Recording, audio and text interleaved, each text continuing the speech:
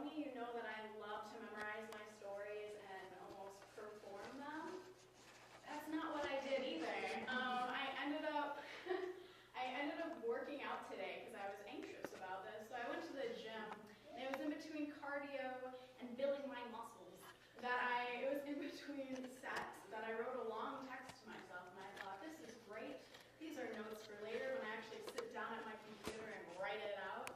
But then it turned out that this text is actually what I have to share with you. It's a very long text. In fact,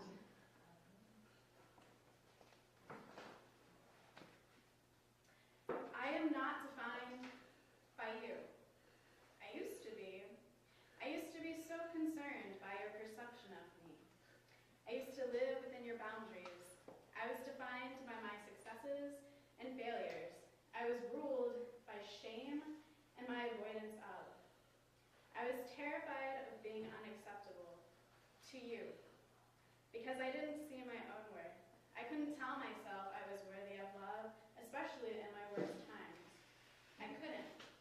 So I gave you power, the power to define me, the power to tell me of my worth or lack thereof. I started learning about you. What were your values, your idols, your ideals, your most lofty achievements? What did you live for, breathe for? I learned to live safely within your boundaries, acknowledging your cultures, your worldviews, but living without ground myself. I was a non-entity, surviving amongst you, floating, never standing my own ground, afraid to take up space, afraid of being told I didn't belong.